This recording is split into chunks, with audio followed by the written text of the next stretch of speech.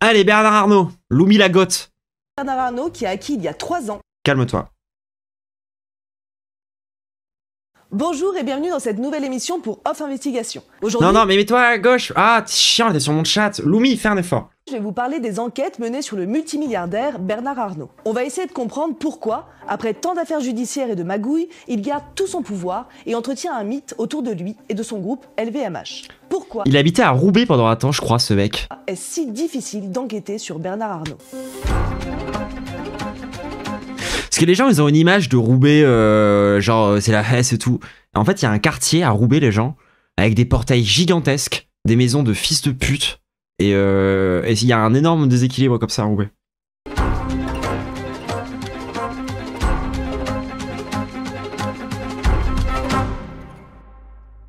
Bernard Arnault, c'est le patron du groupe de luxe LVMH. Il est connu pour être l'homme le plus riche de France depuis 20 ans et un des plus riches du monde. Il a d'ailleurs été l'homme le plus riche. Non, elle est pas à gauche dans le cadrage. Le cadrage, c'est du point de vue de la personne qui regarde l'image. Là, elle est à droite. On peut dire qu'elle est à droite. Du monde en 2023, mais a été dépassé depuis par ses petits camarades. Et pour certains médias, Alors, Loumi, on est de droite? ça, c'était terrible. Il y a certains journalistes, ils étaient au fond du trou. C'est vrai qu'il y a des matins qui sont plus difficiles que d'autres, Nicolas. Ce matin, Bernard Arnault se réveille en n'étant plus l'homme le plus riche du monde. Ah, je ne souhaite à personne de vivre des matinées pareilles. Il faut voir le premier film de Ruffier, Merci Patron. Ah ouais? Moi, j'ai trouvé ça super chiant. Enfin, j'avoue que... Enfin... Genre... Oui, ok.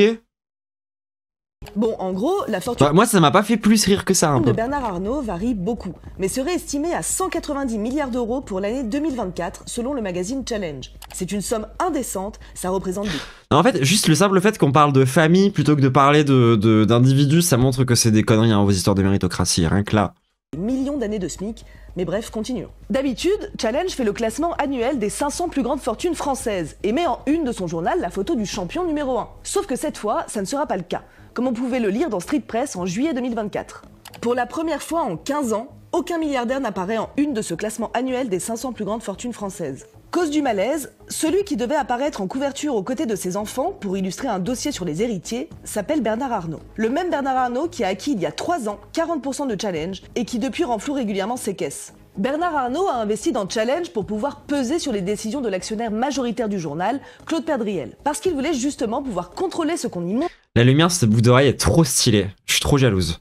montrait ou ce qu'on ne montrait pas. Il est très attentif à son image et pour pouvoir avoir la main sur tout ce qu'on dit de lui, de son groupe ou de sa famille, il cherche à manipuler la presse depuis longtemps. Sa vie est une succession d'héritages, de coups tordus, de procès, Oui, alors attends, après, y a pas que des riches à Roubaix, hein. Je sais pas, t'es déjà allé dans Eurotélé, t'es déjà allé à Eurotéléport?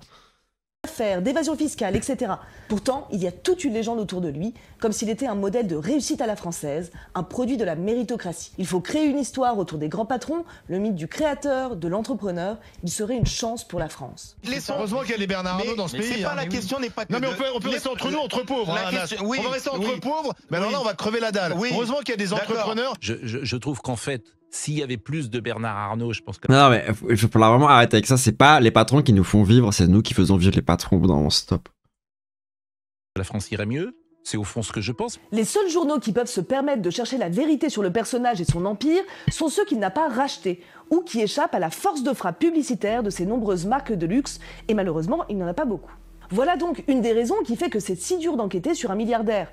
Aujourd'hui, on parle de Bernard Arnault car c'est un symbole, mais c'est le cas pour la plupart des autres. Actuellement, il est propriétaire de Paris Match, Les Échos, Radio Classique ou encore Le Parisien. Prenons ce dernier pour exemple. La rédaction du Parisien constate l'influence que peut avoir Bernard Arnault sur leur journal. Il n'y est pas critiqué, ni lui, ni ses proches. La ligne éditoriale doit rester à son goût, c'est-à-dire ultra-libérale, et on peut même parfois voir son groupe mis en avant subtilement à la une du journal. Mais bien sûr, si on lui pose la question, lui, il se présente comme un généreux mécène et dit ne pas exercer d'influence sur les lignes éditoriales. C'est en tout cas ce qu'il Non, vraiment, les lights sur ces boucles d'oreilles, c'est une dinguerie, hein. déclarait lors de l'audition des actionnaires des principaux médias par une commission d'enquête du Sénat de 2022. Je sais bien qu'il y a une opinion générale qui est de dire les investisseurs dans la presse sont des hommes de médias qui veulent intervenir, mais dans quel but? En ce qui nous concerne, on ne voit pas l'objectif. Plus tard, en 2023, ce sont les journalistes des Échos qui ont eu droit à un changement de directeur de la rédaction directement par l'intervention de Bernard Arnault. Nicolas Barré, qui était en place depuis 2013, a dû partir suite à des articles qui C'est le frère de Jean-Paul Souligné.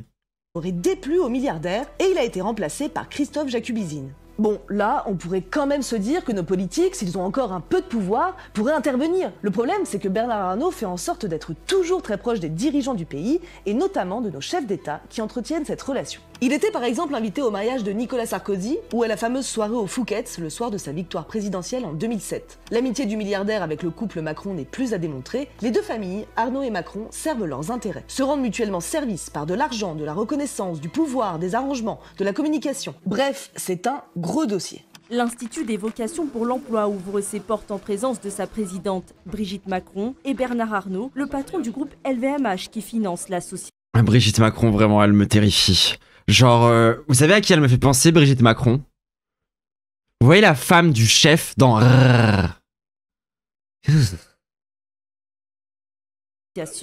Emmanuel Macron a remis hier la plus haute distinction de la République à Bernard Arnault, le patron de LVMH. Il a été fait grand croix de la Légion d'honneur. Et encore, je ne vous parle pas du nombre de fois où l'État s'est mis au service de Bernard Arnault. Oui, chef.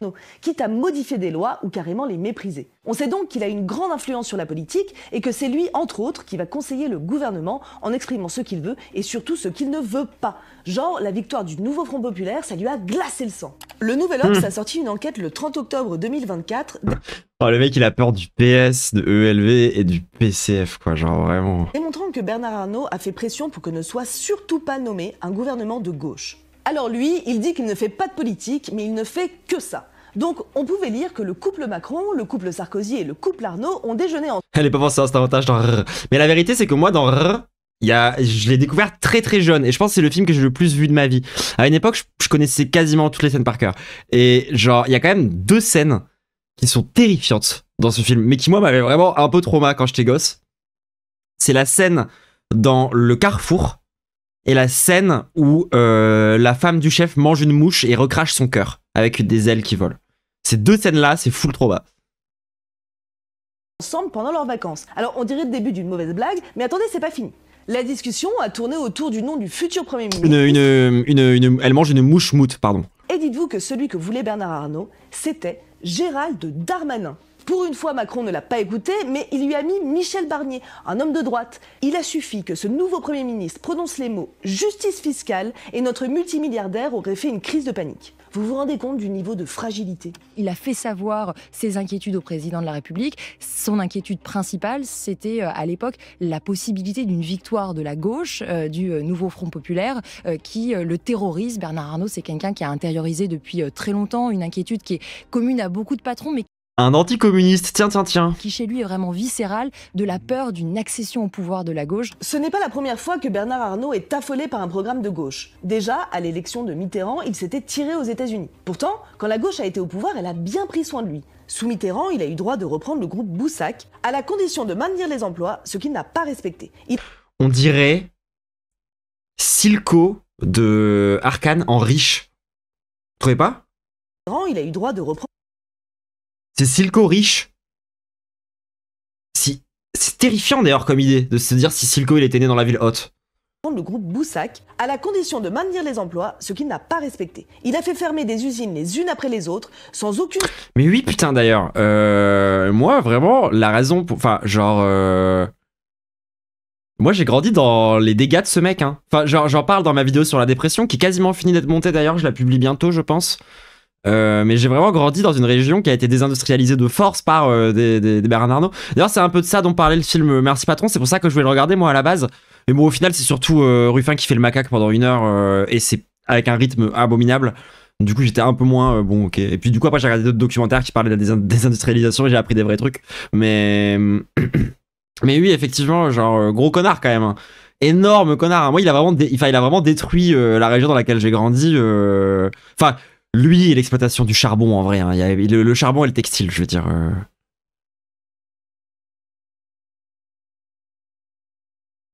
Ah non mais oui non mais attends, mais Silco, moi c'est mon personnage préféré, il me fait pas peur, mais la perspective d'un Silco qui serait né à Piltover, horrible. Mais oui, mon personnage préféré de tout Arcane, je pense c'est Silco.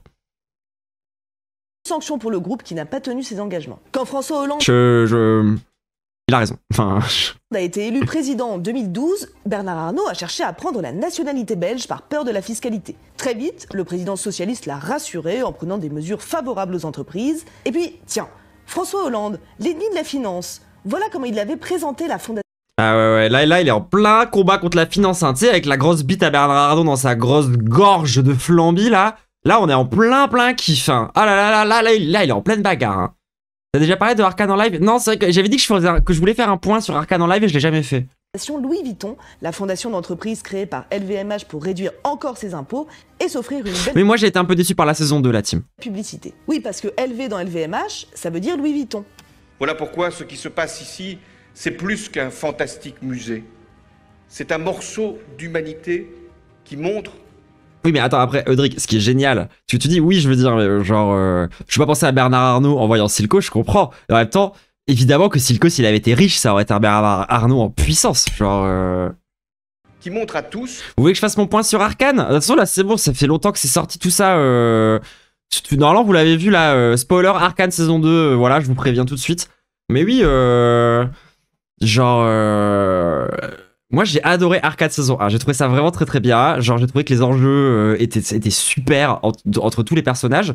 T'as vraiment, c'est vraiment exactement ce que tu attends de la part d'une, comment dire, d'une série chorale. C'est-à-dire vraiment le jeu parfait qui est géré entre les conséquences, entre les vies des personnages et les conséquences dans l'environnement dans lequel ils évoluent. C'est-à-dire que tu vois vraiment de façon hyper bien, c'est hyper bien écrit, c'est hyper bien, comment dire, c'est hyper bien mis en place, où tu comprends que genre les vies des personnages, c'est parce que la situation sociale de Zone est absolument horrible, de Zone par rapport à Piltover. Du coup, pour ceux qui connaissent pas, Piltover c'est la grosse ville des riches, Zone c'est la ville basse des pauvres, en gros, concrètement. Et dans la ville riche, ils ont commencé à faire de la technologie qui sert à maîtriser la magie. Et toute l'histoire d'Arcane, c'est ça, quoi, concrètement. Et je trouvais ça vraiment hyper bien foutu, tu vois. Et en plus de ça, ça avait un vrai propos politique, où tu voyais que chaque personnage représentait vraiment différentes visions de la politique. Genre par exemple, le père de Vi et Powder, c'est un SOSDEM. C'est vraiment un SOSDEM. Il représente le SOSDEM. Silco, c'est plus genre un nanar issu du lumpen, tu vois, prolétariat, en mode genre, c'est plus un espèce de mec de l'action directe dans les faits, quoi. Là où, du coup, quand tu observes dans les villes hautes, t'as plus vraiment la droite et l'extrême droite qui sont représentés par les différents personnages. Et je trouve que c'est hyper intelligemment fait, dans le sens où tu vois à quel point, en fait, il y a un lien entre qui ils sont, enfin, d'où ils viennent, ce qu'ils ont vécu et leurs opinions. Et genre, plus le fait que... tout se passe...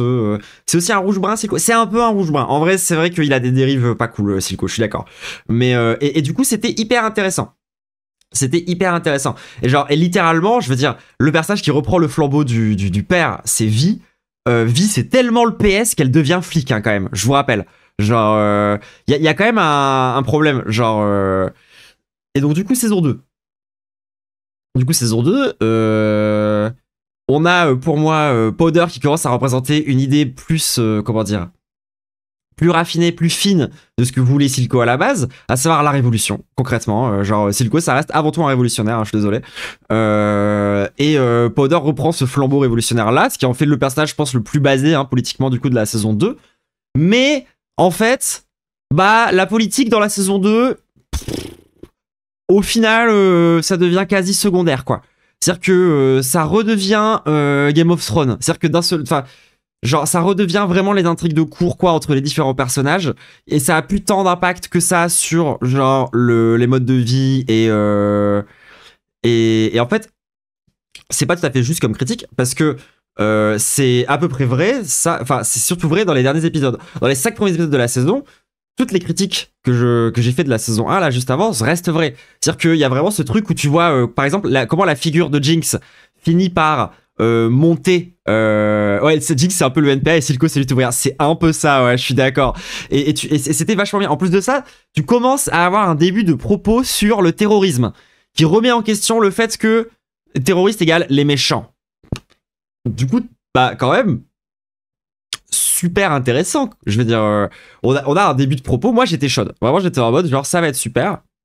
Ensuite, Bon, après, ça, c'est un petite frissure personnelle, mais j'aurais bien aimé qu'on voit un peu plus la société de Echo dans la saison 2. C'est genre, on nous la tease dans la saison 1, on dit, regarde, ces gens sont stylés, ils vivent dans des arbres et tout. Et dans la saison 2, on ne les voit pas. Alors, ils n'existent pas. Tant pis, hein. Désolé pour toi, Echo. Tu auras le droit à un épisode. Voilà, c'est bien. Partage-le avec Jinx, c'est le tien. Et après, c'est tout. On te voit plus. Donc déjà, ouais, il y a certains déséquilibres qui fait sur certains persos qui sont mis au second plan, genre vraiment Echo est vraiment mis au second plan. Et surtout, le gros problème que j'ai avec la saison 2 de Arcane, c'est le passage voyage dans le temps. Du coup, genre spoiler hein, pour ceux qui n'ont pas vu, il y a un passage, il y a un moment dans la saison 2 où en gros, les personnages font un voyage dans le temps. En fait, ils sont envoyés dans des... C'est pas un voyage dans le temps, ils sont envoyés dans des réalités parallèles. En gros, il y a la team, il y a Echo et l'espèce de Fury là, qui finissent par voyager du coup dans une version alternative dans lequel Jace n'a jamais inventé comment ça s'appelle déjà, l'Hextech. Il a jamais inventé le fait que la technologie puisse utiliser la magie. Et à contrario, Jace semble être envoyé plus dans le futur. Lui, il est plus dans le futur après que les événements soient partis en couille et que en fait la magie est tout flinguée. Concrètement, c'est-à-dire que tout le monde est mort. C'est complètement apocalyptique. Il reste plus rien. T'as juste Jace qui essaie de remonter tout en haut d'une tour pour essayer de voir ce qui s'est passé, de comprendre ce qui s'est passé. Et il se rend compte qu'en fait, c'est à cause de l'arcane que tout a été détruit. Et moi, c'est vraiment cet épisode-là qui me pose problème. C'est vraiment cet épisode-là qui me pose problème. Parce que, en fait, dans cet épisode, tu vois que, genre, si Jace n'avait pas inventé l'Hextech, en fait, genre, Silco, là, et le père, tout aurait été nickel entre eux. Genre, ils se seraient rabibochés. Tout le monde à part vie aurait pu grandir dans de bonnes conditions. Ils auraient même... Powder aurait été... Et alors là, vraiment, j'ai vraiment mais mal au cœur de dire ça. Mais genre, Powder aurait été normal.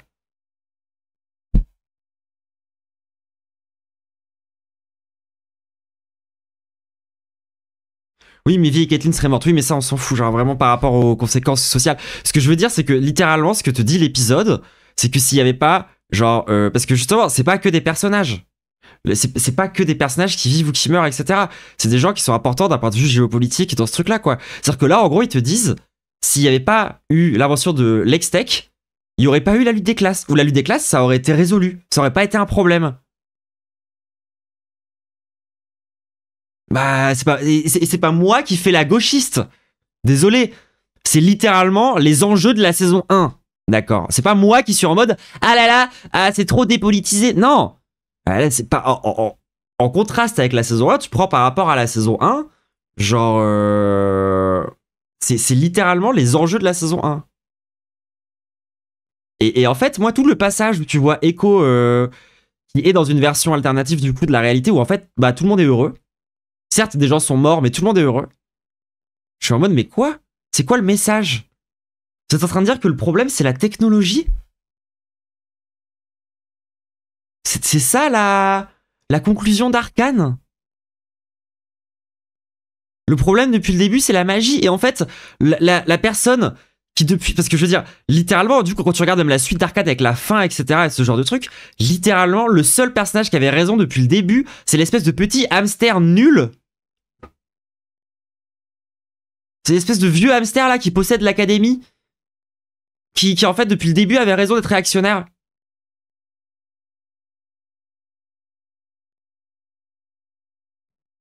Et alors, je comprends que, du coup, je comprends qu'en fait, on ait tous été un peu aveuglés par notre investissement émotionnel. Parce que pour faire pleurer, pour faire couler des larmes et tout, ils ont un niveau stratosphérique, hein, les mecs de...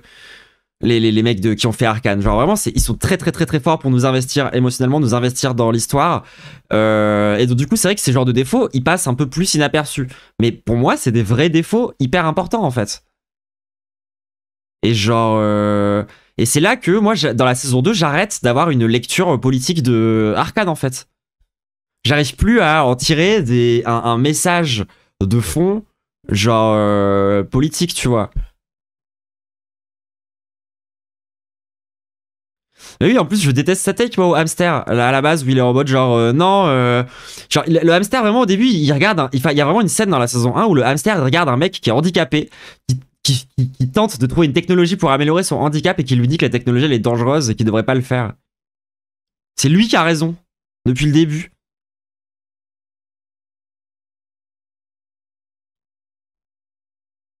Après, si tu compares l'extech avec des trucs comme la bombe atomique, il a peut-être raison de React Heimer. Oui, mais c'est pas la bombe atomique. C'est genre les médicaments. Enfin, c'est genre plus compliqué que ça, l'extech, tu vois.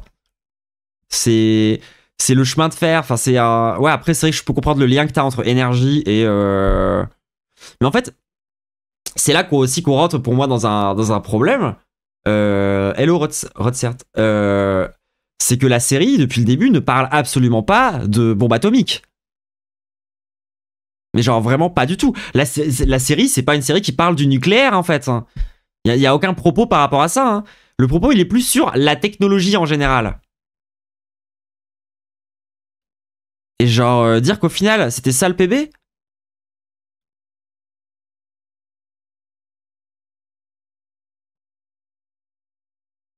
Ah, je vois ce que vous voulez dire par rapport à la bombe atomique. C'est vrai qu'au début, ils rechignent à en faire des armes et ils essaient d'avoir. Oui, c'est vrai que par rapport à la bombe atomique, il y a ce truc de utilisation civile, utilisation militaire, où il y a un vrai enjeu autour de l'extech sur. Non, vous avez raison. C'est vrai qu'il y a un. Oh, on parle d'Arcane. Ouais, je donne mes critiques que moi j'ai à faire. Effectivement, il y a un lien entre l'extech et la bombe atomique. Je suis d'accord. Par contre, je vois pas le lien entre ça et la lutte des classes. Ça reste un problème. Genre, ça reste un problème que tu vois que dans un futur dans lequel il n'y a pas l'extech, il n'y a pas la lutte des classes. Et qu'en fait, limite, Zone et Piltover ont fait la paix. Ça c'est bizarre, ça. Ça reste vrai. Alors, je suis désolé. Genre, ça reste un problème. Le hamster, il dit « Non, mais vos trucs de science magique, là, me font peur. Imaginez que vous commencez avec vos prothèses et ensuite, ça fait Akira. » Sans vraiment chercher à comprendre le problème. Genre, mais vraiment, enfin, pour moi, le hamster, en fait, c'est vraiment ce mec en position de privilégié qui dit aux pauvres d'arrêter d'essayer de résoudre leurs problèmes parce que ça le fait peur. Et au final, la conclusion de la série, c'est qu'il a raison d'avoir peur. Je suis désolé, Bah du coup ouais, moi j'ai adoré hein, mais j'ai une critique de fond, sur le fond, sur l'histoire, sur la narration et sur le message que raconte la série et sur le fait que pour moi elle se prend les pieds dans le tapis. Après voilà, la théorie ça peut être que pour les 5 derniers épisodes, il y a quand même Riot Games qui sont revenus les voir en disant par contre vos trucs de gauchistes là, ça vous arrêtez ça tout de suite. C'est tout à fait possible. Et je suis d'accord qu'il y a un changement de ligne éditoriale qui est évident et qui est incompréhensible. Après, il y a quand même des choses très bien dans la saison 2 de Arcane. Hein. Genre, par exemple, moi je trouve ça marrant que, par exemple, je trouve que Vi, enfin... Et en fait, en même temps, même pas, parce que plein de gens n'ont pas compris ça. Mais en fait, genre, Vi, c'est un personnage hyper toxique. Et j'ai l'impression que plein de gens ne le voient pas, ça aussi. C'est vrai qu'il y a des problèmes aussi par rapport à ça dans Arcane. Genre... Enfin, Vi, si c'était un mec, tout le monde la détesterait. Hein. Genre, vous verrez tout de suite les problèmes. Vous verriez tout de suite que c'est un personnage hyper problématique. Et c'est vrai que c'est un peu un problème aussi, genre en mode, du coup, vu que c'est une meuf, on montre pas que ses comportements sont problématiques. En fait, j'ai vraiment l'impression qu'à travers Vi, il y a ce truc de, on va vous montrer un exemple de masculinité toxique, on va le montrer de façon positive parce que c'est une meuf, donc c'est pas de la masculinité toxique. Alors que la meuf, elle tape dans des murs.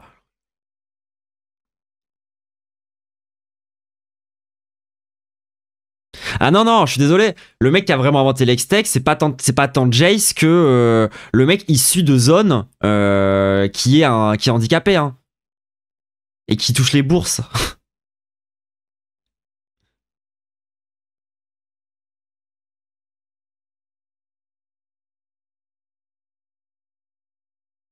Ils ont pick-wash et lesbianisé François Hollande. Mais c'est ça. C'est un bon résumé de ma critique. Vie incroyable, je t'en supplie. Mais non, non, je suis désolé. Non, je suis désolé. Genre vraiment, imagine que c'est un homme. Vraiment, refais la série en imaginant que c'est un homme et tu vas voir que c'est juste un mec toxique. Hein. C'est vraiment juste un mec toxique. Qui traumatise sa sœur, qui est violent avec elle en permanence. Autant verbalement que physiquement. qui rejoint les forces de police, littéralement, qui rejoint la police, en fait. Alors que ses parents ont été tués par la police. Ah, je suis désolé, hein. Ça fait 2 mois que je suis en crush. Non mais attends, mais moi je suis en crush sur la vieille fasciste. La... Moi C'est bon, t'as le droit de craquer sur des personnages problématiques, hein. Y a pas de souci, hein. Mon top 1, attirance, c'est clairement la vieille meuf musclée, là, la mère de la politicienne, là. Désolé, pas désolé. Hein. Ça se voit que tu joues pas à LoL. Ah non, je joue pas à LoL, non. Jamais je joue à votre truc, là, de... Mais oui, mais c'est ça. En plus de ça, la toxicité des gens de zone, pour moi, elle est beaucoup plus excusable. C'est pour ça que Silco, c'est mon perso préféré. Pour moi, Silco, je vois vraiment ce mec qui s'est fait cancel, qui du coup a dû lutter de façon plus radicale, qu'on a pulvérisé à cause de ça, et qui du coup a décidé de devenir encore plus... qui du coup en fait est tombé dans un cercle de radicalisation et de violence. Moi je crush entre Jinx et Silco. Je comprends que tu crushes entre Jinx et Silco, c'est des bons personnages à crush. Oui, je suis d'accord. Et comment elle s'appelle déjà la... Merde. La meuf de...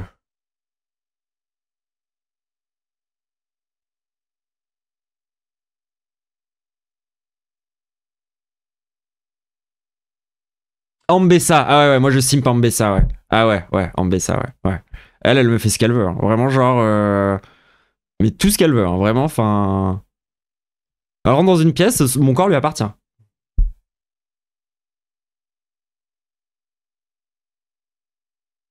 Dans ce cas-là, c'est Caitlyn qui est toxique et qui l'embrigade dans la police. Mais genre, littéralement, à un moment donné, genre, elle pète un plomb et elle décide d'aller se défouler en faisant de la boxe. Et elle tape dans des murs. Et après, elle essaie d'aller taper sa sœur. Qu'est-ce qu'il te faut? Je sais pas parce que c'est une prolo que tu excuses toute sa toxicité, en fait. Hein. Je suis désolé, hein. Vu le physique, t'aurais pas trop le choix, tu ferais pas grand-chose. C'est pas faux. Ah non, mais on me met ça, elle me murmure à l'oreille, et puis il reste plus personne. Hein.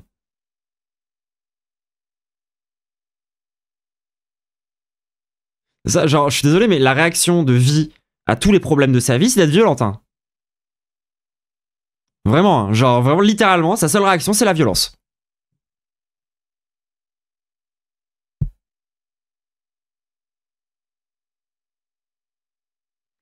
Elle s'arrête avant de taper sa sœur, contrairement à Caitlyn qui est une obsédée. Mais évidemment, c'est pas sa sœur.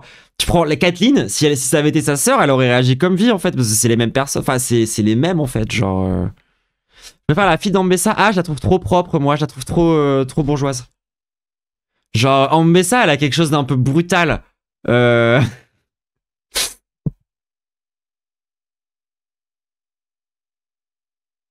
la série Vim et des patates. Bah oui, je m'en bats les couilles.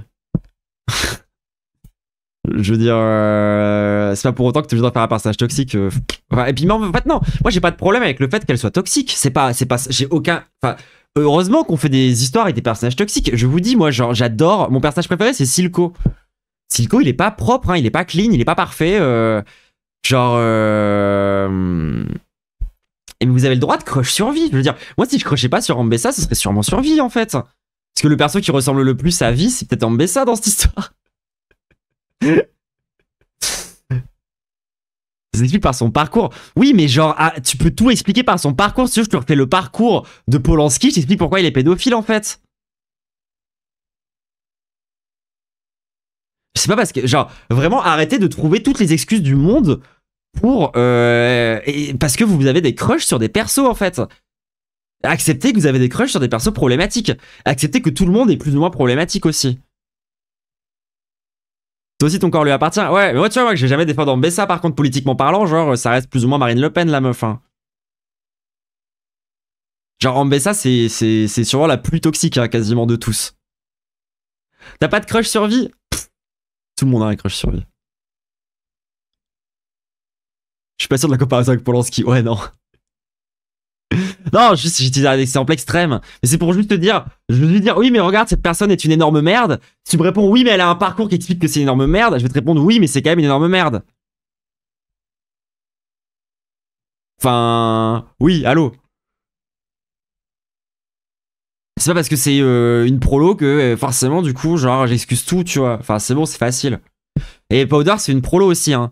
Powder, elle vient du même exact environnement que Caitlyn. Hein. Pas que Caitlyn, que Vi. Bessa Le Pen, ouais. Moi, je l'appelais comme ça, ouais. Mais oui, j'ai de l'empathie pour elle.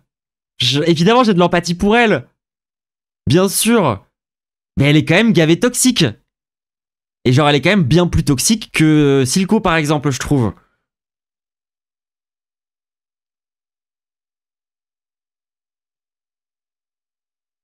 Je veux dire, voilà, vous voyez ça, une différence pour laquelle, genre, pour moi, j'ai du mal avec Vi et j'adore Silco. Vi, elle passe son temps à essayer de guérir sa sœur. Plutôt que d'accepter qu'elle est un peu folle. Silco, il a juste accepté que c'est sa fille. Ça, c'est... Genre, moi, c'est bon, genre, je suis désolé, mais c'est un moment, toutes les fois où Vi, elle abandonne Jinx, fait que j'ai du mal avec elle, quoi. C'est une mauvaise sœur. Genre, vraiment, c'est une mauvaise sœur. Bref, on retourne sur Bernard Arnault, ça vous dit, ça vous branche? Il était bien le point... Il était bien le... Ringo, c'est un très bon papa, ouais. Après, c'est pas non plus le... Il est quand même... il a quand même un côté toxique, quoi. Genre, il fait quand même faire des assassinats et tout à sa fille, tu vois, genre... Vi, elle a pas assez de temps à se guérir elle-même. Mais en fait, Vi, elle devrait comprendre que si elle veut pouvoir aider les autres, faut d'abord qu'elle guérisse elle-même. En fait, Vi, c'est vraiment typiquement ce mec toxique qui refuse de parler ou de voir les blessures qu'elle a vécues et qui refuse de voir le... Comment dire, à quel point elle est en souffrance et qui du coup en fait cherche à aider les autres, sauf que le fait qu'elle est dans cette espèce de blocage émotionnel fait que c'est quelqu'un de violent en fait, parce qu'elle s'est exprimé rien d'autre, parce que juste elle a jamais guéri de ses blessures et jusqu'à la fin elle continue à pas guérir de ses blessures, à pas regarder le truc en face et jusqu'à la fin c'est un bébé genre mais oui je l'aime, oui bah oui écoute t'as le droit hein, mais bon elle a quand même envie de guérir sa sœur hein. Si Jinx elle avait été trans, Vi elle aurait voulu la guérir. Hein. Enfin, je dis ça, je dis rien. Que le rêve peut, à force de génie et de volonté, devenir réalité. Salut. Et certains socialistes ont voulu maintenir cette belle amitié avec Bernard Ah oui, Arnault. t'aimes Silco. Oui, non mais attends, Silco c'est vraiment autre chose. Je sais pas si vous avez remarqué qu'Anne Hidalgo lui a littéralement in shape. offert la ville de Paris. Privatisation de monuments historiques pour ses marques. Le grand show des JO, le grand show de Notre-Dame. On est devenu le pays sponsorisé par LVMH à l'international. Ah, pour rayonner, ça rayonne. Oui, c'est vrai ça. Il faut aussi dire que, bien sûr, le groupe et Bernard Arnault a ses entrées à la mairie de Paris, que Anne Hidalgo, la maire, l'écoute avec attention. On le sait, n'hésite pas à l'appeler si des articles sont trop défavorables dans Le Parisien qui appartient au groupe. Un jour, j'étais à Paris comme ça avec mon père. Et mon père, il est un peu brainrot par le capitalisme et tout. Et je crois qu'à un moment donné, il voulait visiter genre un truc de la fondation Bernard Arnault, je sais pas quoi, machin de galerie d'art. J'étais en mode genre, mais lol, non papa, c'est hors de question. De quoi tu parles? On va pas aller dans les trucs de LVMH, ça va pas à la tête. Et du coup, je lui ai dit, il m'a dit, ouais, bah qu'est-ce qu'on fait du coup? J'ai fait, bah on peut aller voir du street art. Il a fait, c'est bien ça. Et j'ai dit, bah oui. Et il était en mode, oh, ok, on va voir ça. Et depuis, il est fan de street art. Bernard Arnault a tellement manipulé son monde qu'il y a forcément des histoires qui sortent dans les journaux. Et posséder des médias, ce n'est pas suffisant pour empêcher qu'il y ait des critiques sur lui ou son groupe. La liberté d'expression, ça l'agace. Alors, il va utiliser plein d'autres stratégies pour contrôler la presse. L'une d'elles, assez récente, est de participer au rachat d'une école de journalistes, histoire de contrôler tout ça dès le début. Un autre levier de pouvoir, ce sont les financements de la presse par des publicités, comme pour le journal Le Monde ou Le Figaro. En 2012, Bah, elle a pas un épisode là-dessus, justement, Loumi, sur les écoles de journalisme. lorsque Bernard Arnault demandait la nationalité belge pour très probablement faire de l'exil fiscal, le journal Libération avait fait sa une sur le sujet avec ce titre en référence à Sarkozy. Casse-toi, riche con.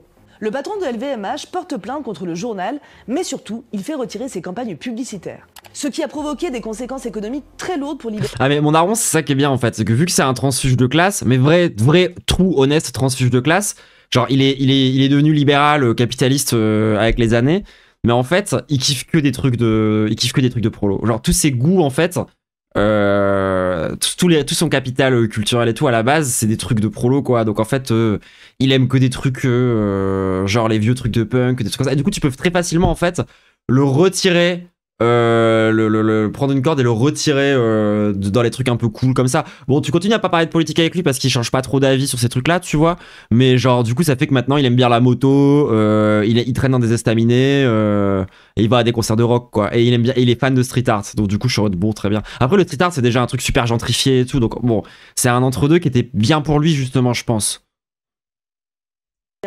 Le journal Le Monde en a aussi fait les frais en 2017 lorsque des articles sont sortis sur l'implication de Bernard Arnault dans l'affaire des Paradise Papers, révélant qu'il avait recours à des paradis. Est-ce qu'il écoute du vilain rap homophobe? Non, j'ai essayé pourtant. J'ai vraiment essayé de lui faire écouter du rap, mais j'ai jamais réussi à le convaincre. C'est trop un rocker dans l'âme.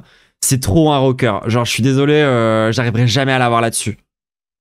Le Canard enchaîné avait expliqué que le journal Le Monde avait alors été privé de publicité pour une certaine période, provoquant un manque à gagner de 600 000 €. Pour ce qui est de la télévision, il faut dire qu'il évite d'y aller. Mais quand il s'agit de venir pour parler de sa réussite, il lui arrive... Genre moi, mes chansons de berceuse, dans mon berceau et tout, c'était vraiment Highway to Hell et des trucs comme ça. Genre c'était vraiment du ACDC, du lourd ACDC. d'accepter. Et en écoutant la complaisance immense des journalistes de plateau avec lui, on imagine facilement que le monsieur a posé ses conditions avant d'accepter l'entretien. Écoutez par exemple ce qu'il dit aux journalistes de BFM. La force du groupe lui permet, dans ces périodes, de continuer la communication. Ce qui doit faire plaisir à BFM notamment, et avec des annonces, etc. Voilà, vous êtes quand même bien content qu'on vous fasse un chèque pour votre chaîne, alors ne m'agacez pas. Si BFM dépend en partie des publicités de LVMH, eh bien ils ne voudront pas prendre de risques. Après bon, BFM c'est globalement des journalistes qui adorent les milliardaires, donc l'autocensure s'exerce naturellement. Et qui a comblé, qui a permis l'achat ?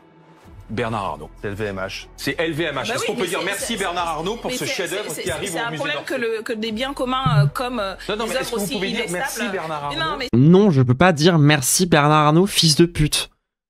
C'est pas normal, elle a raison la meuf, c'est pas normal que ça soit grâce à ce mec qu'on ait pu récupérer une œuvre d'art qui est genre d'utilité publique.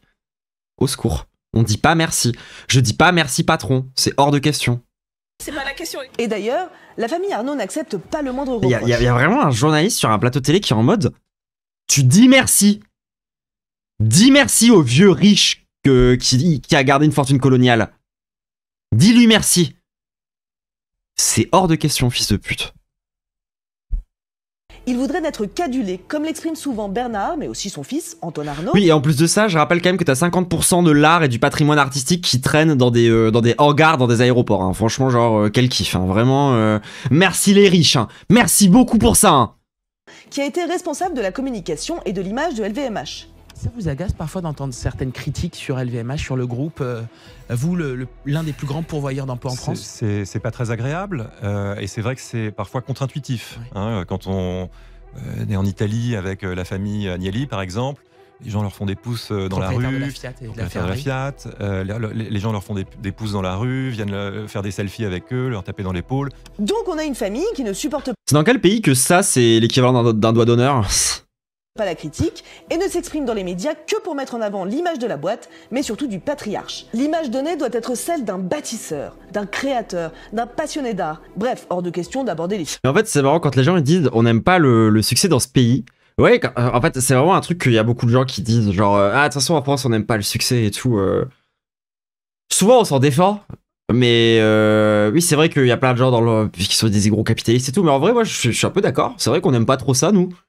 On est le pays de la lutte des classes, en fait. C'est Marx qui l'a dit. Donc non, on n'aime pas ça.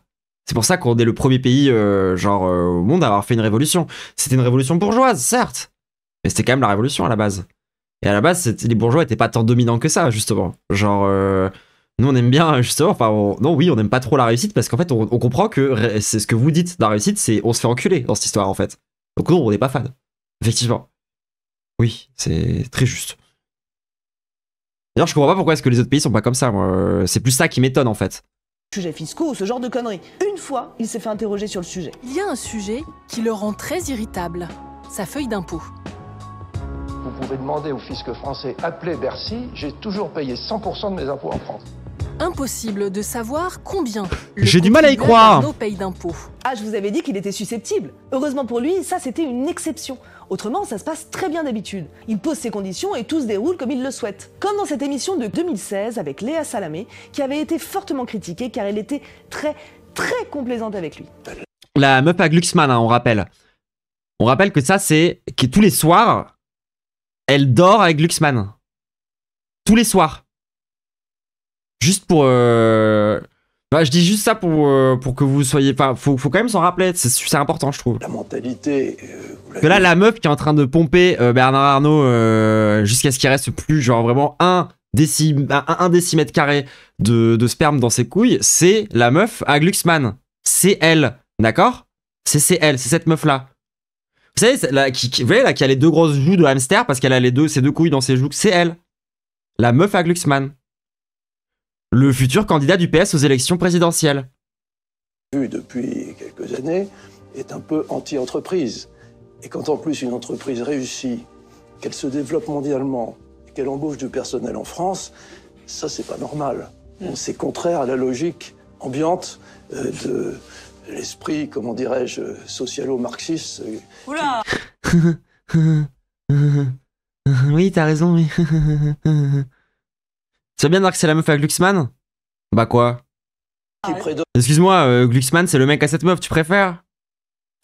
S'en fout, j'ai le droit de dire que c'est la meuf à Glucksmann, c'est la meuf à Glucksmann. L'esprit socialo-marxiste. Oui, mais je parle pas de vous. Tout le monde a critiqué Léa Salamé. Ah bah oui, non, j'espère que tu parles pas d'elle.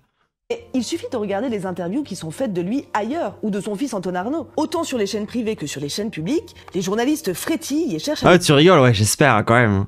faire parler de leur personnalité. Non, parce que moi, je suis quasiment sûr, il y a des pipous qui seraient capables de me dire que je suis sexiste en disant ça. Hein. Enfin, ouais, les pipous, je suis plus surprise de rien maintenant. Ambition, leurs sentiments, les rendre humains finalement. Et ils jouent le jeu, quitte à mentir. On dit la meuf 2, pas la meuf... Ah ouais, mais alors, oui, alors ça, moi, j'aime bien un peu faire exprès. Genre, de dire c'est la chambre à loup. J'aime bien dire c'est la meuf à machin. J'aime bien. Je trouve ça plus... Je sais pas, je trouve que ça... C'est plus naturel. Merci pour le follow, bienvenue sur le stream. Attends, c'est quoi ton pseudo? Lézard sans sucre. Ah, j'aime trop.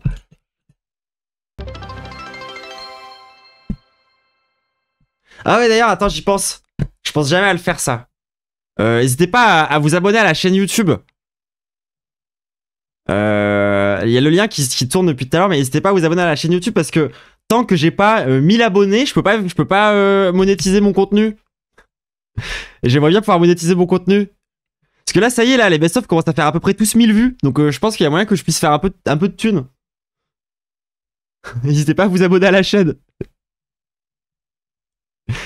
Bref. Qui viendra les corriger? C'est important ce que vous dites, vous avez employé le... Non, des subs. Ah ouais, n'hésitez pas à sub si vous aimez bien ce que je fais. Merci pour le follow, merci pour le follow. Et après, oui, il y a plein de gens qui sont déjà sub dans le chat. Mais oui, n'hésitez pas à sub pour me soutenir. Gros objectif de 2025, m'acheter une meilleure caméra parce que genre, c'est pas possible ça, je suis désolé, genre. Regardez, enfin, je me fais chier à avoir une belle peau. À quoi bon? Dans ces conditions, genre vraiment à quoi bon? Fierté parce que le luxe est aussi l'artisanat de très haute qualité. Vous avez rappelé le nombre d'emplois créés. On peut parler aussi des... Et aussi parce que j'ai un petit objectif, j'aimerais beaucoup réussir à faire une interview de 600e abonné. Let's go! Bien ouais. C'est presque, c'est pas autant stylé que 666e abonné, mais c'est déjà vraiment très bien. Mais oui, moi j'aimerais trop avoir Petite Sœur en interview. C'est mon gros projet de 2025. Importantes recettes fiscales, d'un montant conséquent des exportations, mais aussi un art de vivre à la française. On l'oublie un petit peu. Comme vous le soulignez, nous sommes de très bons citoyens puisque le groupe LVMH est le... Ah, ça serait vraiment banger. Mais en fait, le truc, c'est que si je fais ça, faut que je prépare ça méga bien et tout, et que ça rentre dans son univers et tout, parce que c'est pas une meuf qui fait des interviews à la base, je crois. Donc en fait, c'est pas quelqu'un de facile à obtenir, je pense. Premier contributeur à l'impôt sur les sociétés en France, de très loin. Ça se passe tellement bien pour eux qu'il leur arrive de remercier les journalistes à l'antenne d'avoir rappelé leurs bons chiffres par exemple, ou entretenu l'idée qu'ils créent de l'emploi dans le pays. Pourquoi les journalistes ne parlent ni de licenciement ni d'évasion fiscale? Alors tout de même, suite à une enquête de Cash Investigation en 2018 qui dénonçait de l'exploitation et de la maltraitance de travailleurs liés au groupe LVMH, Anne-Elisabeth Lemoine a eu l'occasion d'interroger le fils Arnaud sur le sujet. Et voici ce qu'il pense des émissions d'enquête. Le scénario est écrit à l'avance, donc c'est difficile pour nous d'y aller en sachant qu'on va perdre. Donc ils ont cherché une image avec nous, ils ne l'ont pas eue. Ils se sont retrouvés ensuite dans le hall d'accueil de notre siège social à harceler une jeune fille à l'accueil, des vigiles, qui, vous le pensez bien, sont briefés. Et s'ils voient Élise Lucet, ils ont bien sûr ordre de sourire et d'absolument... Ah oui, c'est une consigne. De ne surtout pas la brutaliser. Oui, bah encore heureux. Alors oui, il y a beaucoup de pression dans les rédactions, mais il y a aussi une autre forme de soumission. Par exemple, lors d'une table ronde pour Mediapart en novembre 2024, la journaliste Astrid Wendland, qui travaille pour un média spécialisé dans la mode nommé Mistweed, évoquait des cadeaux de luxe faits aux journalistes vedettes lors d'événements où ils sont invités. Et j'ai vu, moi, plein de journalistes accumuler des sacs, des montres, des bijoux donnés par les marques de luxe de LVMH, mais d'autres. Alors qu'il y a des gens stylés, au hasard, moi, qui pourraient vraiment en faire quelque chose de ces trucs-là. Genre, vraiment, donnez-les-moi si vous les utilisez pas. Moi, j'aimerais bien avoir tous ces trucs-là. SVP. Aussi, hein. Et on nous invite comme ça, sous le manteau, venez, je viens vendre tout ça. Donc ce sont des journalistes qui se font pas mal d'argent. Vous croyez que ces gens, ils vont critiquer la marque qui leur a donné un sac ou une montre à 50 000 €? Je ne pense pas. Et puis, quand il y a des journalistes qui ne se laissent pas... Ah, par contre, moi, genre, non seulement je les vends pas, ensuite, je les porte tous les jours, et pour finir, je dis du mal de LVMH dans chacun de mes streams. Ça vous va comme deal? Vous acceptez ça, Bernard? Bernard, tu m'entends? Attends. Jeffrey, appelle Bernard. J'ai une propale. Ça te va? Bon, pour intimider, il est prêt à employer d'autres méthodes, plus brutales, plus illégales. En ce moment se déroule le procès de Bernard Squarcini, l'ancien directeur du renseignement intérieur qui a effectué des missions pour le groupe LVMH. Squarcini, encore en poste, aurait mené une surveillance au profit des intérêts personnels. Il serait capable d'accepter parce que ça leur ferait de la com. Ouais, bof, quand même, j'ai quand même que 30 viewers, hein, calme-toi. Personnel d'Arnaud grâce à des moyens d'État. Passé dans le privé, le même se serait occupé de l'espionnage de François Ruffin, alors journaliste cinéaste, élu député depuis, et de son association Fakir pendant le tournage de Merci Patron. Merci Patron qui suit justement une famille dont les parents ont été licenciés par un sous-traitant du groupe LVMH et qui dénonce les agissements de Bernard Arnault. Le jeudi 28 novembre. Et en fait, moi maintenant que j'ai... Oh, désolé, j'ai oublié la scène. En fait, moi, ce qui me dérange avec Ruffin, c'est que vraiment, genre, quand je vois ce genre de scène, je suis désolé, je ne peux pas m'empêcher de voir un politicien qui fétichise des pauvres. Et je sais pas comment ça peut pas être plus évident que ça pour vous. Genre, un mec qui commençait à s'habiller comme eux pour pouvoir bien passer à côté d'eux, qui aujourd'hui met des costards, et qui, genre, littéralement fétichise des pauvres. Genre, qu'il les met à côté d'eux, qui montre des pauvres, bien parfaits, tout le bon pauvre qu'il faut, tu vois, et qui montre à quel point c'est leur copain. Enfin, ça a toujours été un peu ça, genre, Ruffin. Par un sous-traitant du groupe LVMH et qui dénonce les agissements de Bernard Arnault. Le jeudi... Ça, c'est vraiment le bandeur de prolo original, ouais, c'est ça. 28 novembre. Genre, c'est vraiment l'équivalent d'un bandeur de la rue, mais pour les prolos. Le PDG de LVMH était entendu comme témoin lors du procès de l'ancien patron du renseignement intérieur. Essayez pas comme eux là, il a un t-shirt et une casquette I Love Bernard. Ouais, mais à plein de moments, il fait semblant. À plein de moments, à l'époque, je suis désolé, Ruffin, il était en cosplay prolo, je suis désolé. Ce dernier est soupçonné dans ses vidéos YouTube et tout, il fait cosplay prolo. D'avoir organisé la surveillance du journaliste devenu député au profit du milliardaire. Bernard Arnault finit par se lâcher. En fait, moi, genre, j'ai toujours eu un peu un doute sur sa sincérité, mais j'étais en mode, vas-y, peut-être, qu'il est juste goofy, bizarre. Mais avec toutes les dernières prises de position et tous les derniers trucs, tu vois, pour moi, maintenant, c'est bon, genre, j'ai réglé la question. Ce qui était un doute est devenu une certitude pour moi par rapport à ça, en fait. Genre avant, j'avoue que moi, son truc, il aurait peut-être presque pu m'avoir, où je me serais posé la question de sa sincérité et tout. Mais là, maintenant que j'ai vu ce que j'ai vu et tout, je suis en mode, bah voilà, c'est bon. Et d'ailleurs, quand tu parles avec des militants qui ont bossé avec Ruffin en Normandie et tout à l'époque, eux, ils nous avaient tous prévenus, genre ils étaient tous en mode, genre ouais, vous allez être surpris. De l'idéologie socialo-marxiste et trotskiste. Oui.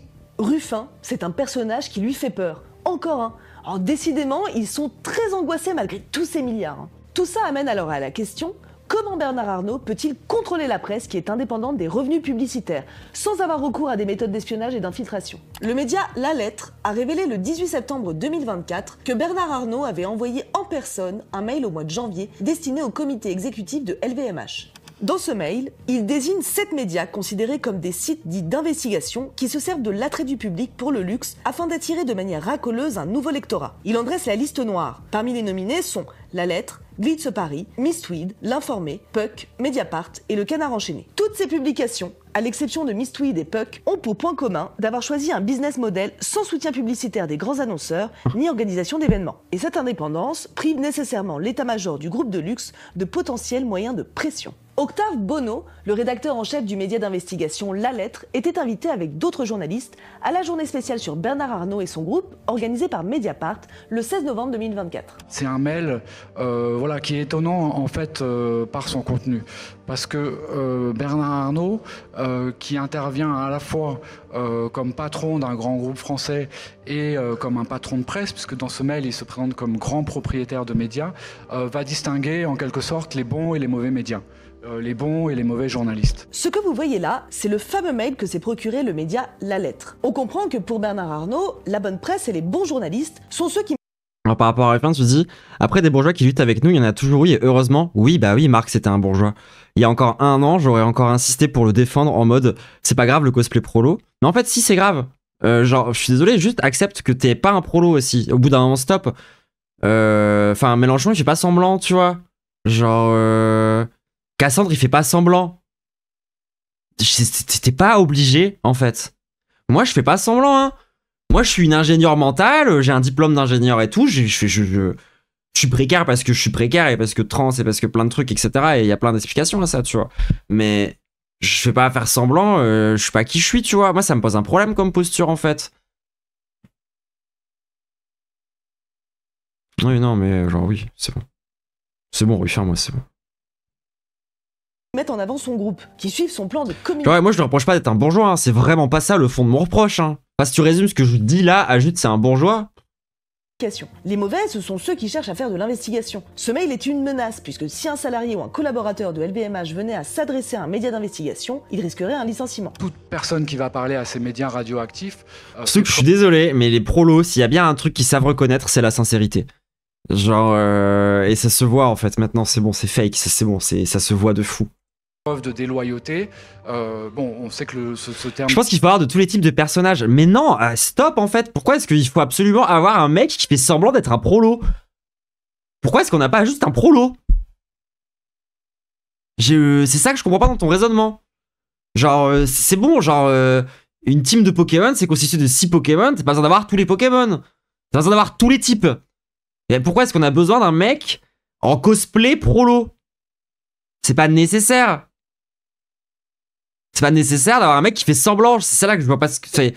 Alors oui, d'avoir un mec qui parle au quartier populaire, oui, c'est nécessaire, ça, je suis d'accord. Et c'est un truc qu'ils ont un peu perdu quand ils ont perdu Ruffin. Ils ont plus une figure qui sert à parler directement au quartier populaire. En même temps, heureusement que c'est plus Ruffin, il n'y arrivait pas. Il n'y arrivait même pas. Donc, leur seule figure qui parle au quartier populaire, c'est, et ça reste, Mélenchon. Donc tant mieux, écoute, hein. De déloyauté peut nourrir des procédures. Ah non mais alors oui non mais genre encore une fois je m'énerve, c'est pas contre vous ou quoi que ce soit, hein, genre je répète, mon pseudo c'est troublante acide, je ne m'appelle pas douceur sucrée, c'est pas contre vous. Pour faute grave, donc il y a un climat un peu comme ça de Ah par contre j'aimerais trop que ça devienne un personnage dans le lore douceur sucrée en mode Alors salut la team et bienvenue dans ce react en douceur. Aujourd'hui on va regarder des passages de Shrek pour en fait voir les moments où il y a des blagues homophobes pour savoir en fait à quel point il faut qu'on cancel Shrek. Donc ça va être le react d'aujourd'hui. Je me présente, je suis douceur sucrée, représentante officielle des Pipous et je ne parle jamais fort.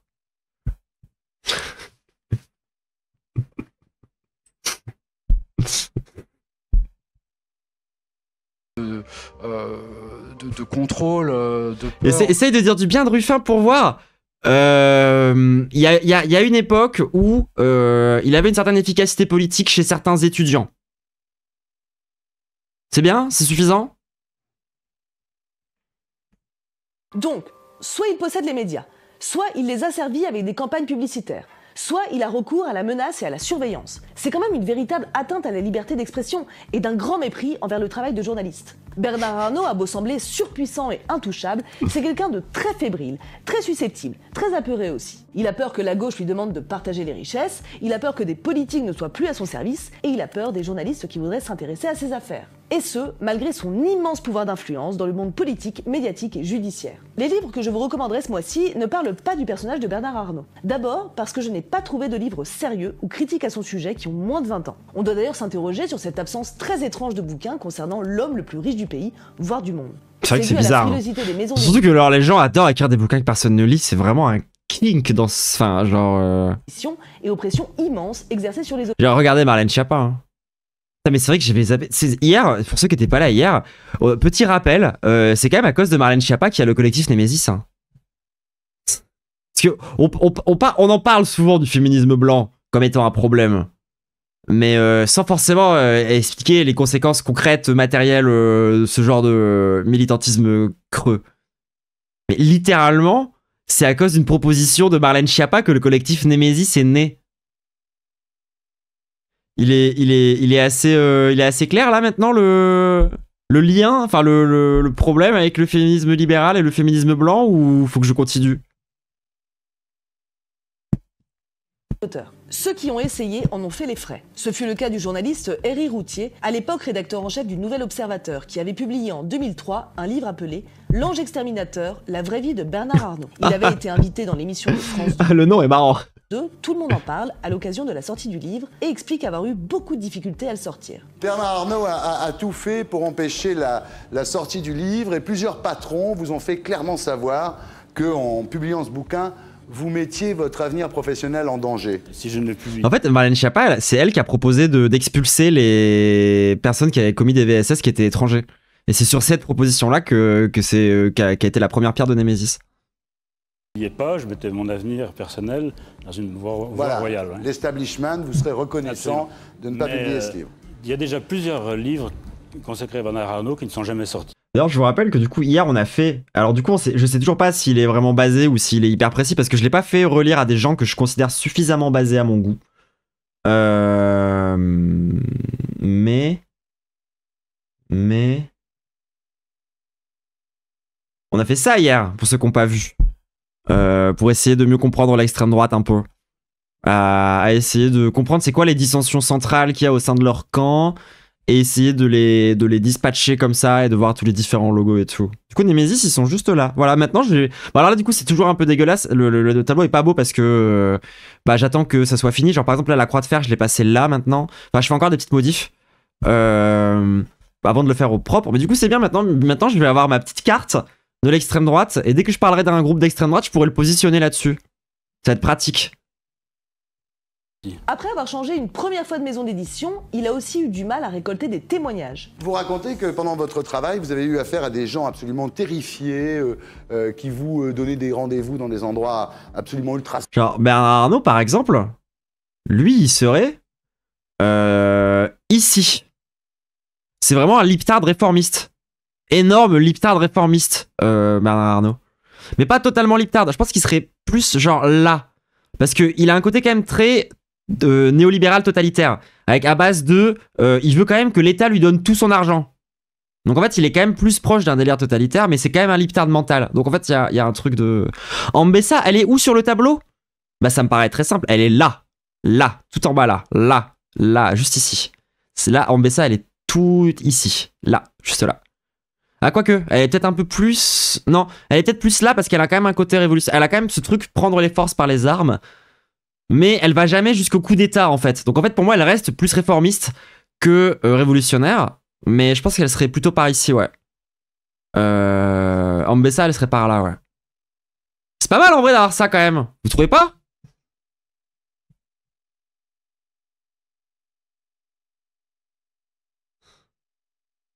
Noxus, c'est valorisé de faire des coups d'état. Ouais. Oui, non, mais alors, au sein de Noxus, dans la nation de Noxus, ils sont tout en haut là. Ils sont tout en haut ici. Mais le fait est que la façon dont elle fait son impérialisme, en Mbessa, elle est dans le réformisme. Elle préfère être une influence plutôt que de directement diriger l'endroit.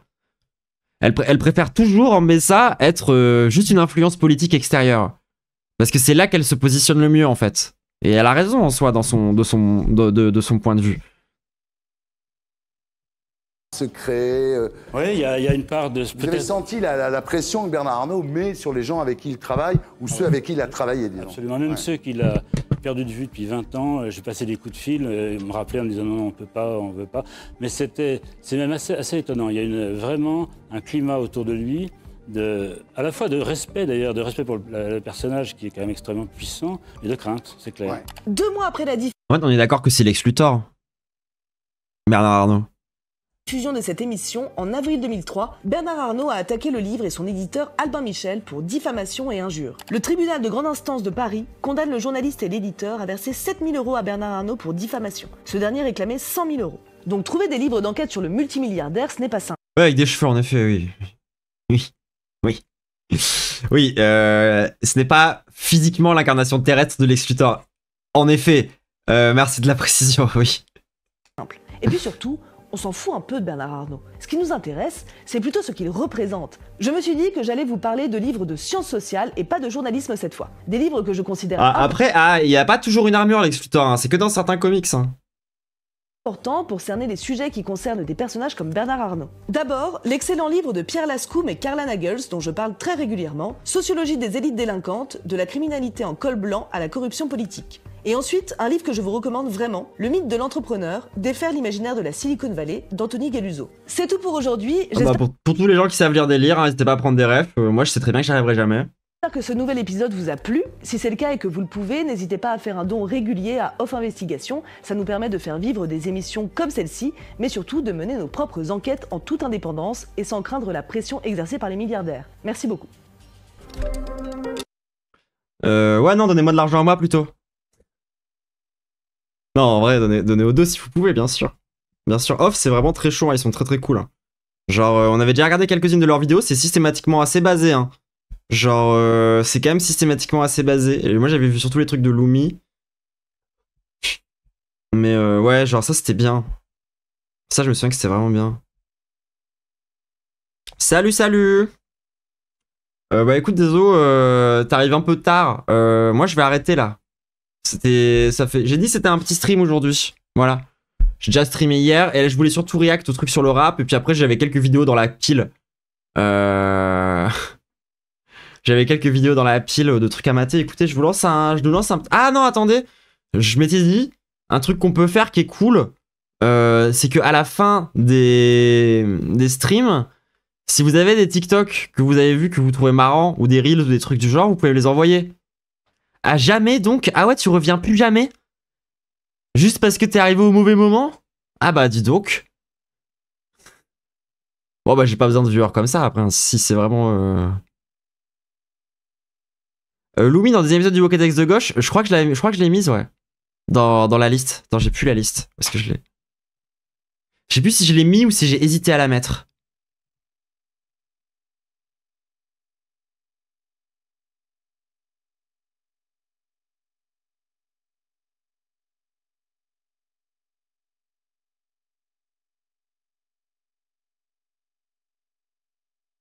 J'ai mis pas du ring, Wissam, Cassandre et Modem. Ah ouais, non, j'ai pas mis Lumi. Là, je peux mettre Lumi. Peut-être on peut en faire 5. À 5, c'est beaucoup, en fait. Le truc, c'est que 5, c'est vraiment beaucoup. Je peux vraiment garder que 4 épisodes. Peut-être enlever Cassandre et mettre Lumi en vrai, parce que je fais déjà quelqu'un de la Zawa, et on a déjà consacré 2 personnes de la Zawa la dernière fois. Je me dis, c'est bien de garder une personne de la Zawa à chaque épisode. Pour pas être trop des suceurs. Quand même. Pourquoi pas? Mais je pense qu'avant le Pokédex de la gauche, il y aura le Pokédex de la droite. Et il y aura peut-être le Pokédex de Game Dolls Advance aussi entre temps. Voilà, c'est pas impossible.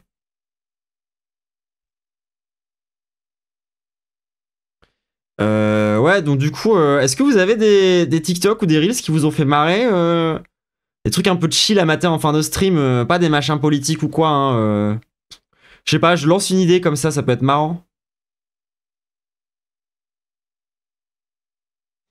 Oui, ça risque de se voir après. Bah ouais. Ça se voit déjà un peu, hein. Écoute, sans eux, moi je serais pas sur internet en train de vous parler là, donc le minimum que je peux faire c'est de les défendre un peu quand même.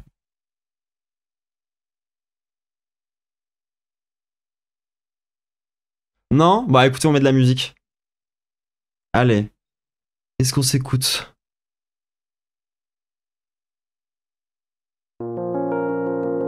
Non, pas ça.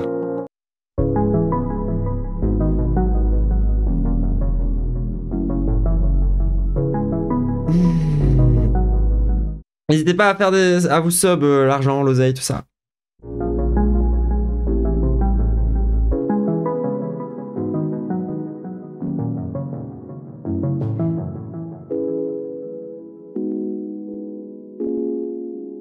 Quand je ferme les yeux, je vois le bled.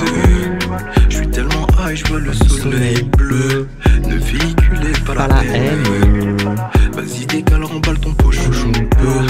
Quand je ferme les yeux, je vois je vais les traumatiser comme poster de Zion. On voit la ref dans des jeunes musiques sur le Discord. Je viens du bled. Je suis tellement high, je vois le soleil bleu. Tu penses que je veux me faire mousser? Moi, je pense. Je vous envoie chez Slave. Il y avait quelques samoussa, comment ça la quiche, ta bébé dépose sa fissa. Ils connaissent mes classiques, ils chantent en cœur Vanessa. Remets ça faire, moi j'aime bien un verre de bissa. Tout se règle à la gâchette, tout se règle à la machette. Hasta la vista. Le nez dans mes affaires, pour ça tu peux d'aider. Ouais, pour ça je suis bled, je vois le bled. Je suis tellement high, je vois le soleil bleu. Ne véhiculez pas la haine. Vas-y, décale, remballe ton pochon peu. Quand je ferme les yeux, je vois je vais les traumatiser comme poster de Zion. Après Babylone, y'a bien Zion. Le lion vient du bled. Je suis tellement high, je vois c'est son anniversaire. J'ai de la moula qui vient d'Espagne. Un bar qui vient Madina. J'ai de l'argent à dépenser. Babe, faut pas, c'est ta Daytona, le SC. Oui, nuage de fumée gros, c'est chic. Et le monde tabac, c'est qu'elle est chic. J'esquive ta meuf. Quand je ferme les yeux, je vois le bled. Je suis tellement high, je vois le soleil bleu. Ne véhiculez pas la haine. Vas-y, décale, remballe ton pochon peu. Quand je ferme les yeux, je vois je vais les traumatiser comme poster de Zion. Après Babylone, y'a bien Zion. Le lion vient du bled. Je suis tellement high, je vois le soleil bleu. Bisous tout le monde, bonne soirée.